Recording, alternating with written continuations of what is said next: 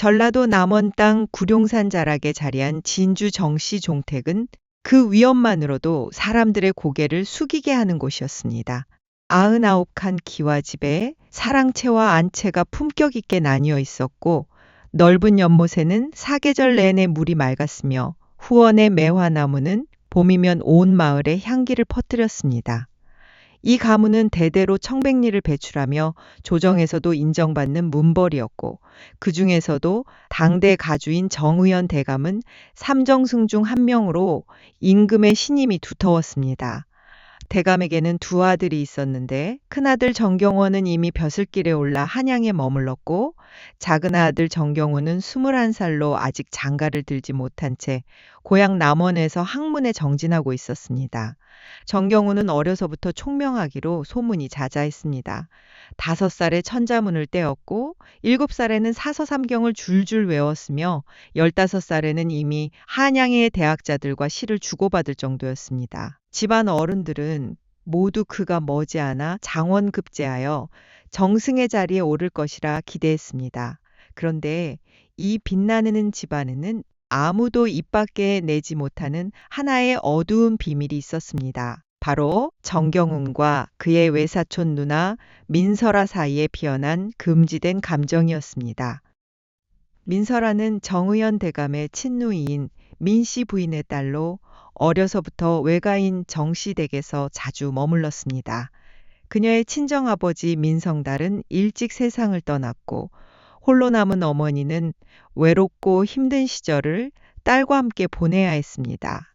그래서 민씨 부인은 친정인 정씨 댁에 자주 의지했고 딸 설아라 역시 자연스럽게 외가에서 많은 시간을 보냈습니다. 정경훈보다 3살이 많은 그녀는 총명하고 단아한 성품으로 온 집안의 사랑을 받았습니다.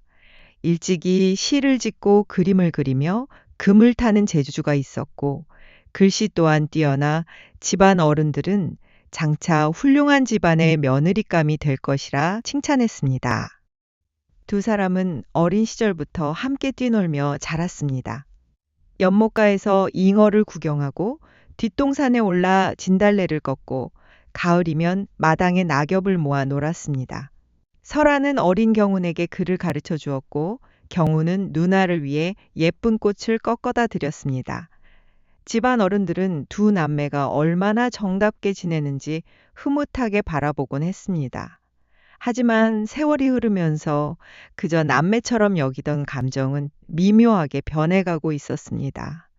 경훈이 15이 되고 설아가 18이 되던 해 어느 여름날의 일이었습니다. 장맛비가 쏟아지던 날 설아는 안채의 처마 밑에서 비를 피하고 있었고 경훈은 사랑채에서 책을 읽다 말고 우연히 창밖을 내다보았습니다. 빗속에 홀로 서 있는 설아의 모습이 눈에 들어왔습니다. 흰 저고리에 연분홍 치마를 입은 그녀가 처마 끝에서 떨어지는 빗방울을 바라보고 있었습니다. 그 순간 경훈의 가슴 속에서 무언가가 움직였습니다. 이제껏 한 번도 느껴보지 못한 낯선 감정이었습니다.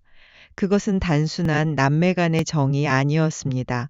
가슴이 두근거리고 숨이 가빠지며 자꾸만 시선이 그녀에게로 향했습니다.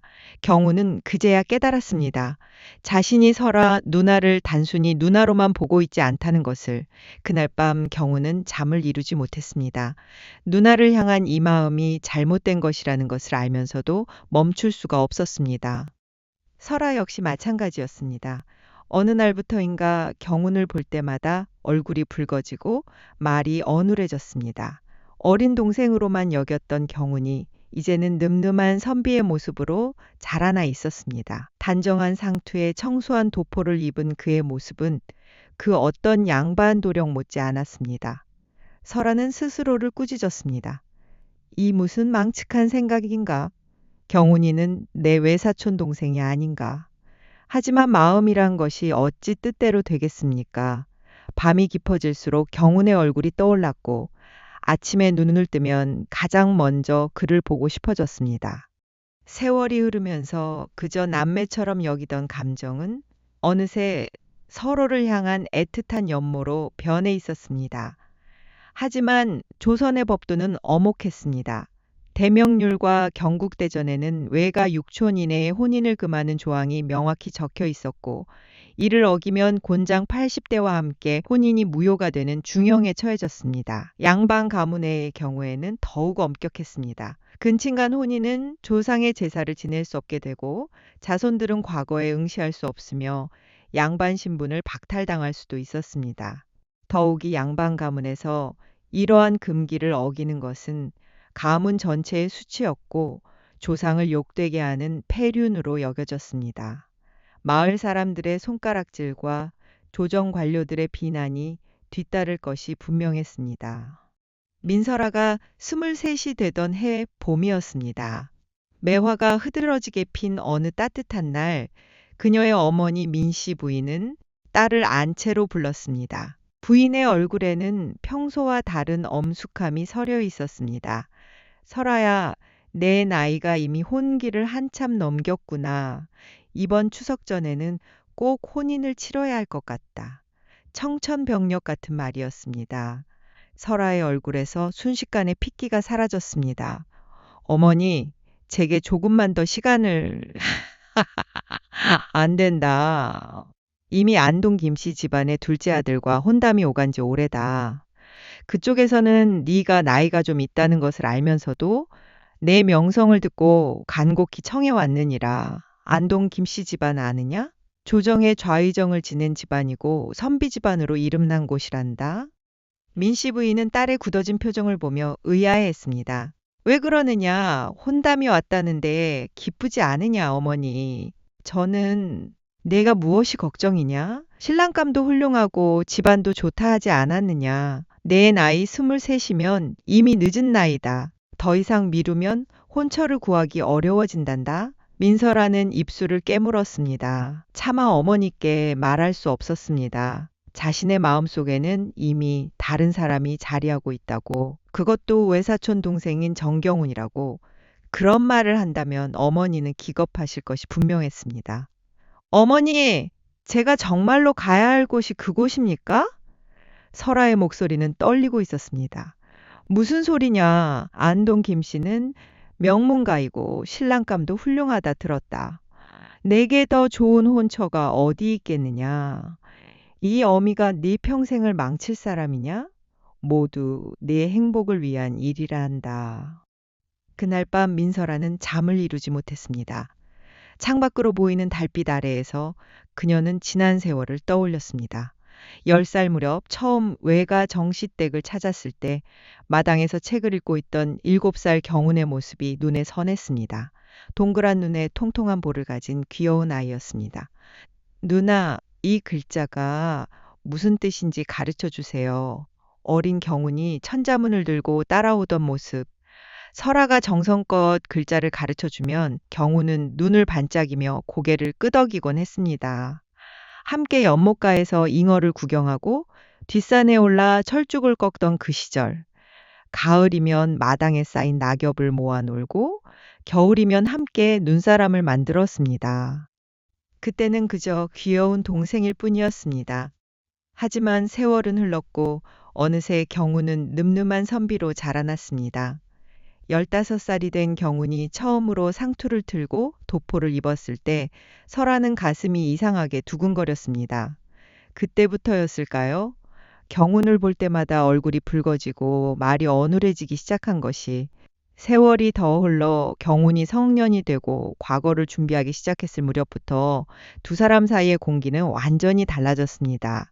우연히 마주친 시선 속에서 느껴지던 떨림, 손이 스치는 순간 온몸으로 퍼지던 전율, 서로의 목소리만 들어도 가슴이 뛰고 서로의 모습만 봐도 숨이 가빠졌습니다. 어느 순간부터 두 사람은 서로를 피하기 시작했습니다. 알면서도 인정할 수 없는 감정 때문이었습니다. 같은 공간에 있으면 견딜 수 없을 것 같았고, 그렇다고 멀리 떨어져 있으면 그리움에 미칠 것 같았습니다. 그러던 어느 여름날이었습니다. 민설아가 외가를 방문했을 때 갑자기 장맛비가 쏟아져 하루를 더 묵게 되었습니다. 밤이 깊어 모두가 잠든 시각 민설아는 목이 말라 안채를 빠져나와 우물가로 향했습니다. 촛불도 없이 달빛에 의지해 조심스럽게 걸어가는데 멀리서 누군가의 그림자가 보였습니다. 그런데 그곳에 이미 한 사람이 서 있었습니다. 달빛 아래 우물가에 서서 물동이를 손에 든 채 하늘을 올려다보고 있는 정경훈이었습니다. 설아는 발걸음을 멈췄습니다. 그냥 돌아가야 할까? 하지만 이미 경훈이 그녀의 존재를 눈치챈 듯 했습니다. 경훈이 천천히 고개를 돌렸습니다. 누나, 경훈아. 두 사람은 그저 서로를 바라만 보았습니다. 빗소리만이 정막을 깨뜨렸습니다. 우물가 위로 떨어지는 빗방울이 잔물결을 일으켰고 달빛은 그 물결 위에서 흔들렸습니다. 얼마나 시간이 흘렀을까요? 먼저 입을 연 것은 정경훈이었습니다. 그의 목소리는 떨리고 있었습니다. 누나는 왜 이리 저를 피하십니까? 요즘 누나를 뵙기가 하늘의 별 따기만큼 어렵습니다. 경훈아, 우리는 설아의 목소리 역시 떨리고 있었습니다. 우리가 남매도 아니고 친족이라 해도 외가 쪽이니 그리 가까운 것도 아니지 않습니까? 왜 저를 피하십니까? 하지만 법이 마음까지 다스릴 수는 없습니다. 정경훈이 한 걸음 다가섰습니다. 달빛 아래 그의 얼굴에는 억눌렀던 감정이 역력했습니다. 누나, 제가 처음 글을 배울 때부터 지금까지 제 마음속에는 오직 누나 한 분뿐이었습니다. 처음에는 그저 누나로만 여겼습니다. 하지만 언제부터인가 누나를 보면 가슴이 뛰고 누나의 목소리를 들으면 온몸이 떨립니다. 누나가 웃으면 세상이 환해지고 누나가 슬퍼하시면 제 가슴도 찢어지는 것 같습니다. 이것이 무엇입니까? 이것이 단순한 남매 간의 정이라 할 수 있습니까? 경훈아, 안 돼. 우리는 그럴 수 없어. 설아는 고개를 저으며 뒤로 물러섰습니다. 왜 그럴 수 없습니까? 저는 누나를 사랑합니다. 하늘이 무너지고 땅이 꺼진다 해도 이 마음만은 거짓이 아닙니다. 경훈의 눈에는 눈물이 고여 있었습니다. 21살 젊은 선비의 눈에 맺힌 눈물. 그것을 보는 순간 설아의 마음도 무너져 내렸습니다. 나도 알아. 나도 같은 마음이야. 설아의 입에서 마침내 그 말이 흘러나왔습니다. 오랫동안 가슴 깊이 묻어두었던 진심이었습니다. 하지만 경훈아, 사랑만으로는 안 되는 것들이 있단다. 우리의 혼인은 법으로 금지되어 있어. 대명률에도 경국대전에도 외가 6촌 이내의 혼인은 엄히 금한다고 적혀 있단다. 만약 우리가 그 금기를 깬다면 너는 벼슬길이 막히고 나는 칠거지약으로 쫓겨날 것이며 두 집안 모두 폐륜의 오명을 쓰게 될 거야. 설아는 눈물을 흘리며 계속 말을 이었습니다.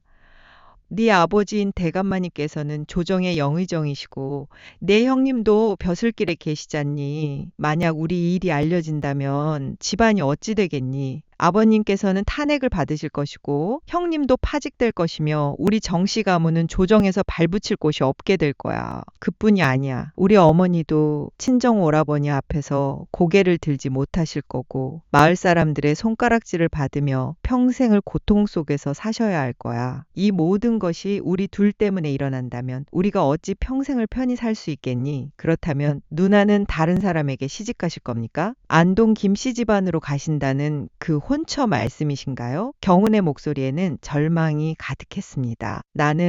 설아는 대답하지 못했습니다. 입술을 깨물며 눈물만 흘렸습니다. 정경훈이 한 걸음 더 다가섰습니다. 이제 두 사람 사이의 거리는 불과 2걸음밖에 되지 않았습니다. 누나도 같은 마음이시라면 함께 이곳을 떠나십시다. 한양으로 가서 아무도 우리를 모르는 곳에서 평범한 부부로 살아가겠습니다. 저는 과거도 벼슬도 필요 없습니다. 누나만 있으면 됩니다. 글방 훈장이라도 하면서 살겠습니다. 누나는 바느질이라도 하시고 저는 글이라도 가르치면서 가난해도 행복하게 살 수 있지 않겠습니까? 미친 소리 마라. 내가 얼마나 공부를 열심히 했는지 내가 모르는 줄 아니?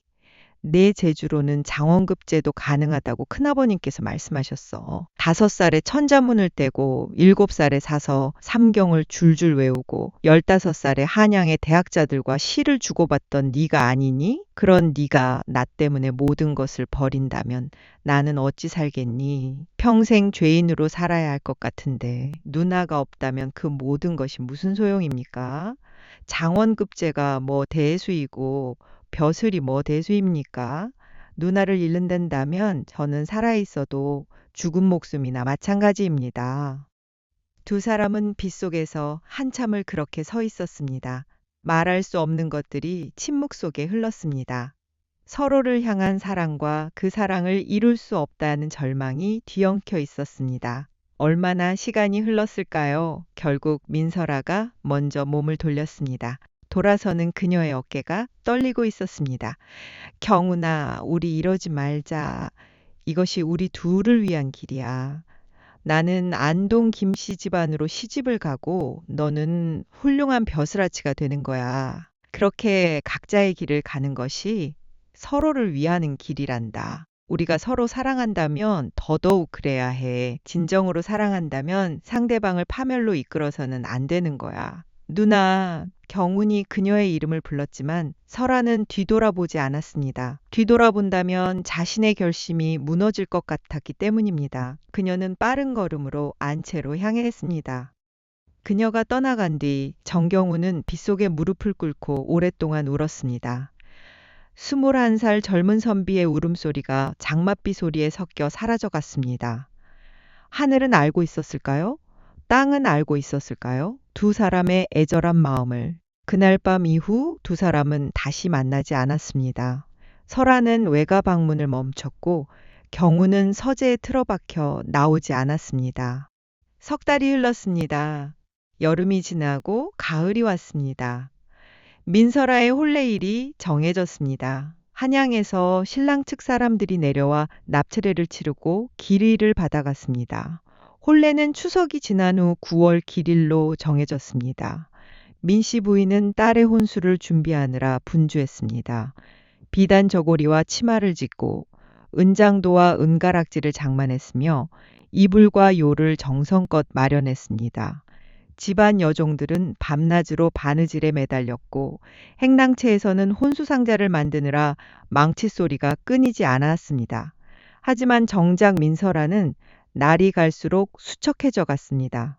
음식을 제대로 먹지 않았고 밤마다 눈물로 베개를 적셨습니다. 창밖으로 보이는 달만 바라보며 경운을 생각했습니다. 지금 그는 어디서 무엇을 하고 있을까? 나처럼 괴로워하고 있을까? 아니면 이미 나를 잊었을까?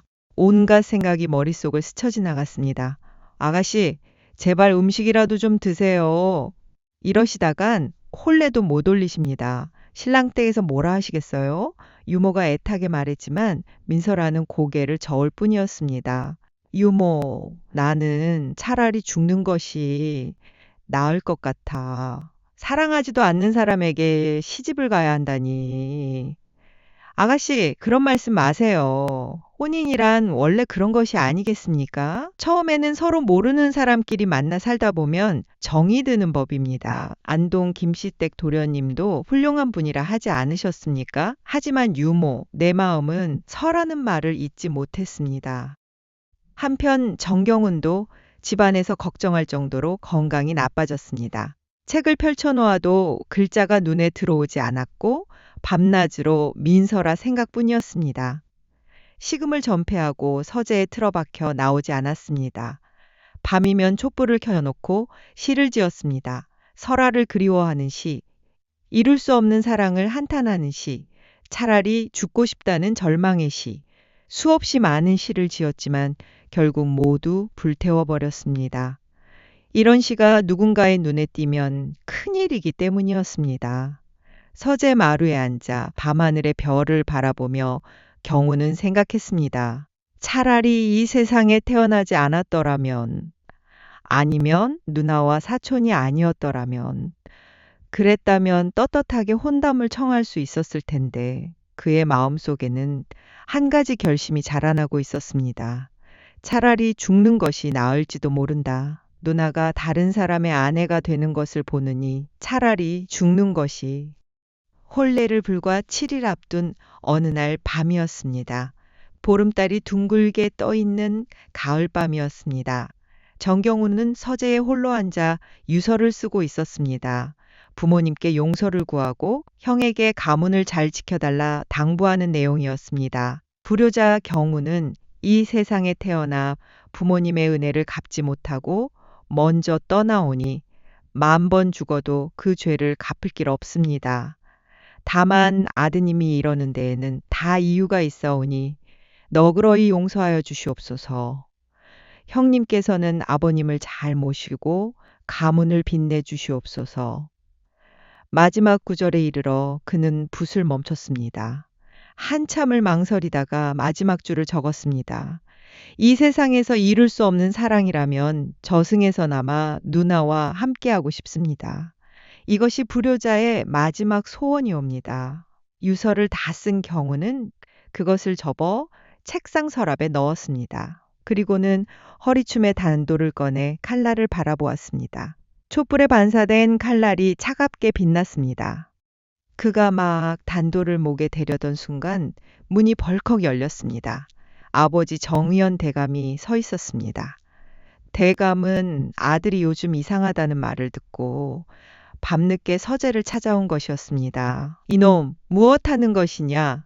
대감은 한 걸음에 달려들어 아들의 손에서 단도를 빼앗았습니다. 단도가 바닥에 떨어지며 쨍그랑 소리를 냈습니다. 아버님! 경우는 고개를 떨구었습니다. 대감은 책상 위의 유서를 집어들었습니다. 촛불을 가까이 당겨 글을 읽어 내려가던 대감의 얼굴이 점점 굳어졌습니다. 눈빛이 무섭게 변했습니다. 이것이 정녕 네가 쓴 글이냐? 대감의 목소리는 떨리고 있었습니다. 예, 아버님. 대체 무슨 일이 있었기에 장가도 들기 전에 죽겠다는 것이냐? 이루지 못할 사랑이라니. 그 사람이 누구냐? 정경우는 더 이상 숨길 수 없었습니다. 어차피 죽을 목숨이라면 진실을 말하라고 죽는 것이 나을 것 같았습니다. 그는 무릎을 꿇고 모든 것을 고백했습니다. 민설아를 향한 자신의 마음을 언제부터 그녀를 사랑하게 되었는지를, 그녀가 다른 이에게 시집가게 된 것을, 차라리 죽고 싶은 심정을 낱낱이 털어놓았습니다. 대감은 한참을 말없이 아들을 내려다보았습니다. 그의 눈에는 노여움과 함께 깊은 슬픔이 어려 있었습니다. 그리고 놀라움도. 자신의 아들이 이토록 깊은 사랑에 빠져 있을 줄은 몰랐던 것입니다. 이 어리석은 것아, 내가 감히 내 외사촌을 그런 눈으로 보았단 말이냐? 그것이 얼마나 큰 죄인 줄 아느냐? 대명률에도 경국대전에도 어긋나는 일이오.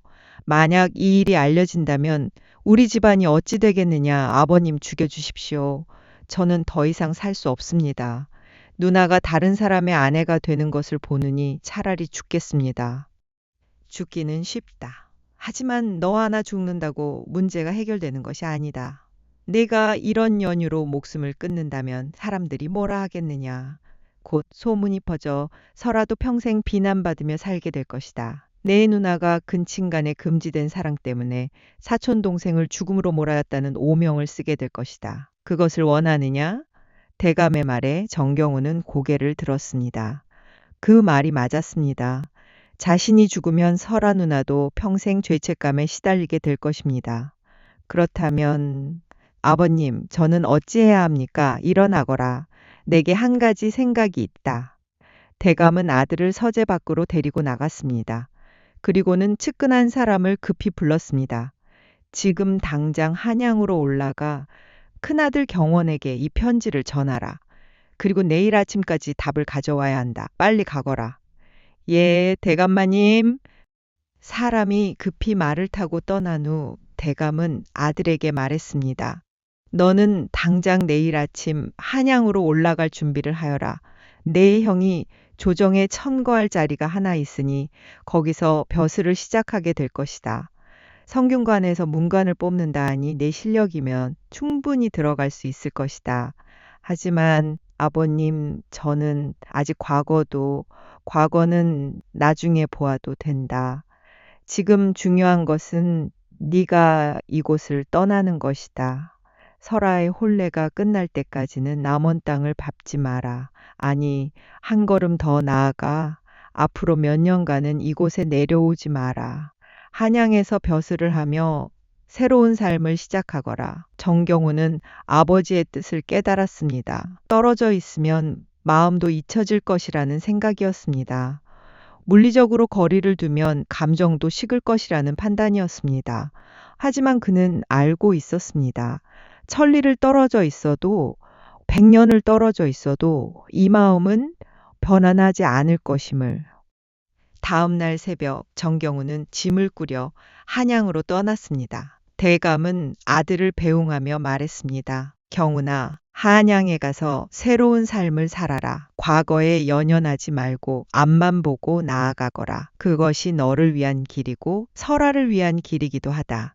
예, 아버님, 명심하겠습니다. 경우는 말에 올라탔습니다. 떠나기 전 마지막으로 고개를 돌려 집을 바라보았습니다. 99칸 기와집의 위용, 그 뒤로 보이는 구룡산. 어린 시절부터 자란 이곳을 떠나는 것이 이토록 가슴 아플 줄은 몰랐습니다. 아니, 정확히는 이곳이 아쉬운 것이 아니었습니다. 이 근처 어딘가에 있을 민설아가 그리울 것이었습니다. 그가 떠나던 날 민설아는 외가 정시댁 담장 너머에 몰래 와 있었습니다. 유모로부터 경운이 한양으로 떠난다는 소식을 들은 것입니다. 전날 밤 유모가 몰래 찾아와 말했습니다. 아가씨, 큰일 났습니다. 정도련님께서 내일 새벽에 한양으로 떠나신답니다. 그것도 몇 년간 돌아오지 않으신다고. 뭐라고요? 경운이가? 예. 대감마님께서 한양에서 벼슬을 구해주셨다 합니다. 들리는 말로는 정도련님께서 요즘 몹시 아프셔서 대감마님께서 걱정하시다가 이런 결정을 하신 것 같습니다. 설아는 그 이유를 알고 있었습니다. 경운이 자신 때문에 아팠다는 것을, 그리고 대감께서 두 사람을 떼어놓으려는 것임을. 그래서 설아는 새벽부터 외가 근처로 나왔습니다. 마지막으로 경운의 모습을 보고 싶었습니다. 비록 말은 나누지 못하더라도 멀리서라도 그의 뒷모습을 지켜보고 싶었습니다. 그녀는 담장 틈으로 말을 타고 집을 나서는 정경운의 뒷모습을 지켜보았습니다. 아침 햇살이 경운의 어깨를 비추고 있었습니다. 곧게 편 허리, 단정한 상투, 청소한 도포, 그 모든 것이 눈에 선명하게 각인되었습니다. 눈물이 주르륵 흘러내렸습니다. 경운아, 부디 건강하거라. 그리고 나를 잊어다오. 너는 훌륭한 사람이 되어야 해. 나 같은 사람 때문에 네 앞길이 막혀서는 안 돼. 민설아는 손으로 입을 막고 흐느꼈습니다. 소리내어 울고 싶었지만 참아야 했습니다. 만약 소리를 낸다면 경운이 돌아볼 것이고 그렇게 되면 모든 것이 수포로 돌아갈 것이었습니다. 정경운이 대문을 나섰습니다. 말발굽 소리가 점점 멀어졌습니다. 설아는 담장에 기대어 한참을 울었습니다. 이것이 그들의 마지막 작별이 될 것이라고는 그 누구도 상상하지 못했습니다. 혼례일이 다가왔습니다. 불과 3일을 남겨놓았을 때 민설아는 마침내 결심했습니다. 자신은 이 혼인을 치를 수 없다고, 차라리 죽는 것이 낫다고. 하지만 어떻게 죽을 것인가? 독을 먹을까? 목을 매달까? 물에 빠질까? 여러 생각이 스쳤지만 쉽지 않았습니다. 그러던 중 설아는 유모에게 조심스럽게 물었습니다. 유모, 혹시 죽은 것처럼 보이게 하는 약이 있다는 말을 들어본 적 있어? 아가씨, 무슨 무서운 말씀을, 왜 그런 것을 물으십니까? 그냥 옛날 이야기에서 들은 것 같아서. 아, 그렇다면 혹시 시체꽃이라고 들어보셨나요? 산삼만큼 귀한 약초인데 먹으면 몸이 차가워지고 숨이 거의 안 쉬어져서 죽은 것처럼 보인다고 합니다. 하지만 실제로는 죽은 것이 아니라 깊은 잠에 빠지는 거지요. 하루나 이틀 후에 깨어난다고 하더군요. 설아의 눈이 반짝였습니다. 그런 것이 정말 있어? 옛날 이야기에서나 나오는 것이지 실제로 본 사람은 없답니다. 그런데 왜 그런 것을 물으십니까? 아니야, 그냥 궁금해서. 하지만 설아는 이미 계획을 세우고 있었습니다. 혼례를 불과 하루 앞둔 날 밤이었습니다.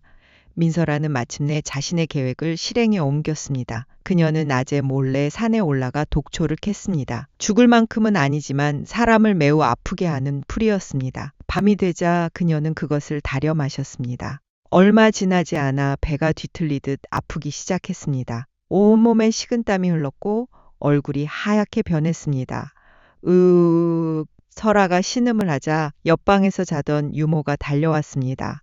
아가씨! 아가씨! 어디가 아프십니까? 유모, 배가 너무 아파. 아니, 이를 어쩌면 부인마님, 부인마님! 민씨 부인이 황급히 달려왔고 곧 집안이 발칵 뒤집혔습니다. 의원이 급히 불려왔지만 병명을 알 수 없었습니다. 그저 급체한 것 같다며 약을 지어 주었습니다. 하지만 설아의 상태는 나아지지 않고 오히려 악화되었습니다. 이틀째 되는 날 그녀는 의식을 잃었고 숨도 거의 쉬지 않는 것처럼 보였습니다. 맥도 거의 뛰지 않았습니다. 아가씨, 아가씨, 정신 차리세요. 유모가 설아를 흔들었지만 그녀는 눈을 뜨지 않았습니다. 의원이 다시 불려와 진맥을 했습니다. 한참을 진맥하던 의원이 고개를 저었습니다. 이미 때를 놓친 것 같습니다. 맥이 거의 끊어졌습니다. 그게 무슨 말이요? 우리 딸이 죽는다는 말이요? 민씨 부인이 비명을 질렀습니다. 죄송합니다. 제 의술로는 의원의 말이 채 끝나기도 전에 민씨 부인은 기절하듯 쓰러졌습니다. 혼례를 하루 앞두고 신부가 급사했다는 소식은 빠르게 퍼져나갔습니다. 안동 김씨 집안에도 급히 정갈이 갔습니다. 신랑 측에서는 급히 사람을 보내 사실을 확인했습니다. 한편 한양에 있던 정경훈에게도 급보가 날아왔습니다. 외사촌 누나 민설아가 혼인한 지 2달 만에 병으로 세상을 떠났다는, 아니 정확히는 혼인을 하루 앞두고 급사했다는 비보였습니다. 편지를 받은 정경훈은 그 자리에서 정신을 잃고 쓰러졌습니다. 동생아, 동생아! 형 정경원이 그를 부축했지만 경훈은 깨어나지 않았습니다. 하루가 지나고 이틀이 지나서야 겨우 정신을 차렸습니다. 눈을 뜬 경훈의 첫 마디는 이것이었습니다. 형님, 저를 남원으로 보내주십시오. 누나의 장례라도 지켜봐야 합니다. 안 된다. 아버님께서 엄명하셨다. 네가 내려가면 안 된다고. 하지만 경훈아, 정신 차려라. 누나는 이미 이승 사람이 아니다. 며칠을 알아놓은 정경훈은 겨우 정신을 차렸지만 이미 사람이 아니었습니다. 음식을 먹지도 않고 물도 마시지 않았습니다. 하루 종일 누워만 있었고 밤에는 잠도 자지 않았습니다. 형 정경원이 아무리 달래도 소용이 없었습니다. 동생아, 정신을 차려라. 설아 누나는 이미 이승 사람이 아니다. 내가 이러면 부모님께서 얼마나 걱정하시겠느냐. 형님, 저도 따라가겠습니다. 누나 혼자 저승길 가시게 둘 수 없습니다. 제가 함께 가서 그곳에서라도 모시겠습니다. 미친 소리 마라. 내가 죽으면 부모님은 어찌하시겠느냐. 형님께서 계시지 않습니까? 저 같은 불효자는 없는 것이 나을 것입니다. 하지만 정경훈의 의지는 확고했습니다. 그는 몰래 독약을 구해놓고 있었습니다. 시장에 나가 쥐약을 사서 숨겨두었습니다. 이틀 뒤 민설아의 49제가 끝나는 날 밤, 그 독을 마시고 누나의 뒤를 따를 작정이었습니다. 그런데 49제가 끝나기 하루 전날 밤이었습니다. 정경훈의 처소에 한 승려가 찾아왔습니다. 회색 승복을 입은 젊은 승려였습니다. 시주 정경훈 도령을 뵙고자 왔습니다. 하인이 들어와 알렸습니다. 스님, 저는 지금 누구도 만나고 싶지 않습니다. 돌아가 주십시오. 경훈은 이불을 뒤집어 쓴 채 대답했습니다. 한 분이 전해달라는 글이 있어서 왔습니다. 매우 중요한 글이라 하셨습니다. 누구의 글인데 직접 보시면 아실 것입니다. 승려는 품에서 접힌 종이 한 장을 꺼냈습니다. 정경훈은 별 관심 없이 그것을 펼쳤습니다. 그런데 첫 줄을 읽는 순간 그의 눈이 크게 떠졌습니다. 손이 떨리기 시작했습니다. 그것은 민설아의 필적이었습니다. 누구보다 잘 알고 있는 그 단정하고 아름다운 글씨체. 경훈아, 놀랐지? 나는 죽지 않았단다. 편지를 읽어 내려가던 정경훈의 손이 더욱 심하게 떨렸습니다. 숨이 가빠지고 눈물이 쏟아졌습니다. 민설아는 실제로는 살아있으며 지금 지리산 깊은 곳에 한 암자에 있다는 내용이었습니다. 혼례를 앞두고 그녀가 스스로 독초를 먹어 죽은 것처럼 가장했고 안동 김씨 집안과 민씨 집안이 합의하여 그녀를 죽은 것으로 위장했다는 것. 이제 그녀는 비구니로서 여생을 보낼 것이라고 했습니다. 편지는 계속 이어졌습니다. 경훈아, 미안해. 나는 차마 그 혼례를 치를 수가 없었어. 다른 사람의 아내가 되느니 차라리 죽는 것이 나을 것 같았단다. 하지만 정말로 죽으면 너도 슬퍼할 것 같아서 이런 방법을 택했어. 이제 나는 세상에서 죽은 사람이야. 속세의 인연을 모두 끊고 부처님께 의지하며 살아갈 거야. 경훈아, 제발 부탁이야. 너만은 살아야 해. 나는 이미 세상에 죽은 사람이니 너라도 훌륭하게 살아. 우리 두 몫을 해야 해. 과거에 급제하고 훌륭한 벼슬아치가 되어라. 좋은 배필을 만나 행복한 가정을 꾸리고 자식도 낳아 기르거라. 그것이 누나의 마지막 부탁이란다. 그리고 경훈아, 나를 찾아오지 마. 우리는 이미 끝난 인연이야. 만약 네가 나를 찾아온다면 나는 그 즉시 정말로 목숨을 끊을 거야. 이것만은 꼭 약속해줘. 마지막 구절에는 이렇게 적혀 있었습니다. 경훈아, 사랑한다. 이승에서는 이루지 못했지만 다음 생에서는 우리가 남매가 아닌 평범한 남녀로 태어나 떳떳하게 만날 수 있기를 바란다. 부디 건강하고 행복하거라. 누나가 저 깊은 산 중에서 늘 너를 위해 기도할게. 정경호는 편지를 읽고 또 읽었습니다. 손으로 글씨를 쓰다듬으며 울었습니다. 누나가 살아있다는 사실에 기쁘면서도 다시는 만날 수 없다는 현실에 가슴이 찢어지는 듯 했습니다. 그는 승려에게 물었습니다. 스님, 그곳이 어디입니까? 제가 가도 되겠습니까? 승려는 고개를 저었습니다. 안 됩니다. 그분께서는 도령님이 절대 찾아오지 말라고 신신당부하셨습니다. 만약 도령님이 찾아온다면 그 즉시 목숨을 끊겠다고 하셨습니다. 누나가 정말 그렇게, 예, 그분은 이제 속세를 떠난 분입니다. 도령님도 인연을 놓으셔야 합니다. 그것이 그분을 진정으로 사랑하는 길입니다. 승려가 떠난 후 정경우는 밤새 울었습니다. 하지만 죽으려던 마음은 사라졌습니다. 누나가 살아있다는 것, 그것만으로도 살아갈 이유가 생겼습니다. 설아 누나가 자신에게 훌륭하게 살라고 했으니 그렇게 해야 했습니다. 그것이 누나를 위하는 길이었습니다. 다음 날부터 정경우는 달라졌습니다.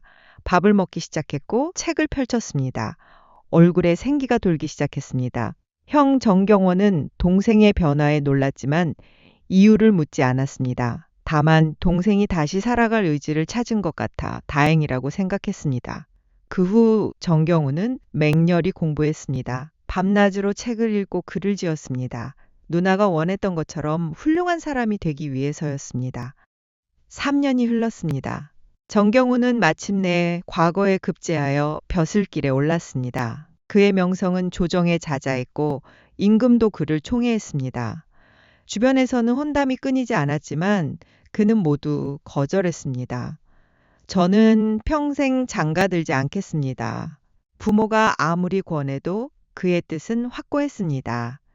결국 정의연 대감도 포기했습니다. 그러던 어느 날 정경우는 전라도 안찰사로 임명되었습니다. 백성들의 억울한 일을 살피고 탐관오리를 처벌하는 중책이었습니다. 부임길에 오른 정경우는 남원을 거쳐 전주로 향했습니다.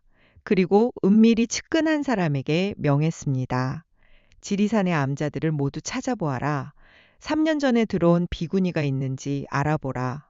며칠 후 측근이 돌아왔습니다. 대감마님 찾았습니다. 화엄사 부속 암자 중 하나에 계십니다. 정경훈의 가슴이 뛰었습니다. 그곳으로 안내하라 하오나 대감마님, 그분께서는 누구도 만나지 않으신다 합니다. 내가 누군지 말하지 말고 다만 억울한 일이 있어 호소하러 왔다고만 전하라. 다음 날 정경우는 평복으로 갈아입고 암자를 찾았습니다. 깊은 산중 작은 암자에는 단 3명의 비구니만이 살고 있었습니다. 그중 한 사람이 민설아였습니다. 하지만 그녀는 이미 예전의 민설아가 아니었습니다. 머리를 깎고 회색 승복을 입은 그녀는 마치 다른 사람 같았습니다. 법당에서 예불을 드리는 그녀의 뒷모습을 보며 정경우는 눈물을 흘렸습니다. 예불이 끝난 후 민설아는 손님이 있다는 말을 듣고 나왔습니다. 그리고 정경훈과 마주쳤습니다. 경훈아, 두 사람은 한참을 말없이 서로를 바라보았습니다. 3년이라는 시간 동안 얼마나 많은 것이 변했던가. 하지만 변하지 않은 것도 있었습니다. 서로를 향한 그 마음만은 여전했습니다. 누나, 어떻게 지내셨습니까? 보다시피 잘 지내고 있단다. 너는 어찌 이곳을 알고 왔니? 전라도 안찰사로 부임하게 되어 인사드리러 왔습니다. 민설아는 쓸쓸하게 웃었습니다. 안찰사라니 장하구나. 내가 그렇게 출세할 줄 알았어. 누나, 저는 경훈아, 우리 이제 그만하자. 나는 이미 세상을 떠난 사람이야. 너는 훌륭한 관리가 되어 백성을 위해 살아야 해. 그것이 나를 위하는 길이기도 하단다. 하지만 누나, 저는 아직도 안 돼. 우리는 이미 끝난 거야. 민설아는 고개를 돌렸습니다. 정경훈도 더 이상 말하지 못했습니다. 그는 깊은 절을 올리고 암자를 떠났습니다. 그것이 두 사람의 마지막 만남이었습니다. 그로부터 10년이 흘렀습니다. 정경훈은 예조판서까지 올랐습니다. 여전히 혼이 나지 않고 홀로 살았습니다. 사람들은 그를 청백리라 칭송했고 임금은 그를 신하의 표본으로 여겼습니다. 하지만 아무도 몰랐습니다. 그의 심장 속에 아직도 한 사람이 살아 숨쉬고 있다는 것을. 어느 봄날 정경훈에게 지리산에서 급보가 날아왔습니다. 한 비구니가 병으로 위독하다는 소식이었습니다. 정경훈은 모든 것을 내려놓고 달려갔습니다. 암자에 도착했을 때 민설아는 이미 숨이 끊어지기 직전이었습니다. 누나, 오? 정경훈이 그녀의 손을 잡았습니다. 민설아는 가까스로 눈을 떴습니다. 경훈아, 왔구나. 와, 누나, 제발. 제발 가지 마세요. 경훈아, 미안해. 나는 끝내 너와 함께 할 수 없었구나. 누나, 하지만 한 가지는 확실해. 나는 너를 정말 사랑했어. 그 말을 마지막으로 민설아는 눈을 감았습니다. 정경우는 그녀의 시신을 안고 통곡했습니다. 세상의 그 어떤 법도도 그들의 사랑을 인정하지 않았지만 두 사람의 마음만은 진실이었습니다. 민설아의 장례를 치른 후 정경우는 사직소를 올렸습니다. 그리고 그 역시 승려가 되어 같은 산중에 머물렀습니다. 사람들은 젊은 나이에 모든 것을 버리고 출가한 그를 이해하지 못했습니다.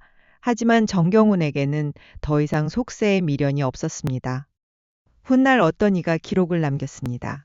조선 중기 남원 땅에 외사촌 남매가 서로 사랑했으나 법에 가로막혀 이루지 못하고 한 사람은 비구니가 되고 한 사람은 높은 벼슬까지 올랐으나 끝내 함께하지 못했다는 이야기. 두 사람 모두 평생 다른 사람을 맞이하지 않았고 죽어서도 같은 산에 묻혔다는 이야기. 그것이 금지된 사랑의 비극적 결말이었습니다. 신분이 아닌 혈연으로 가로막힌 사랑. 법이 마음을 다스릴 수는 없었지만 그렇다고 법을 어기며 살 수도 없었던 두 사람. 조선의 엄격한 혼인 규범 속에서 그들의 사랑은 비밀로 묻혀야 했고 죽음으로만 완성될 수 있었습니다. 세월이 흘러 그들의 이야기는 사람들 입에서 입으로 전해졌습니다. 어떤 이는 그들을 비난했고 어떤 이는 그들을 동정했습니다. 하지만 한 가지는 분명했습니다. 그들의 사랑은 진실이었고 그 진실함 때문에 더 큰 아픔을 겪어야 했다는 것. 법과 도덕이 사랑보다 우선했던 시대에 그들은 끝내 희생양이 될 수밖에 없었습니다. 지금도 지리산 깊은 곳 어디쯤에는 두 개의 낡은 비석이 나란히 서 있다고 합니다. 한쪽에는 비구니 회원의 이름이, 다른 쪽에는 승려자원의 이름이 새겨져 있습니다. 그것이 민설아와 정경훈이 마지막으로 선택한 이름이었습니다. 속세 인연은 끊었지만 같은 하늘 아래 같은 땅에 머물고자 했던 두 사람, 사랑한다는 이유만으로 죄인이 되어야 했던 그들의 이야기는 오늘날까지 전해져 내려옵니다. 법이 사랑을 금할 수 있을까요? 혈연이 감정을 지울 수 있을까요? 어쩌면 그 답은 여전히 우리 모두의 가슴 속에 남겨진 물음표일지도 모릅니다. 이 이야기가 재미있으셨다면 구독과 좋아요 부탁드립니다. 다음에도 더 흥미로운 조선시대 이야기로 찾아뵙겠습니다.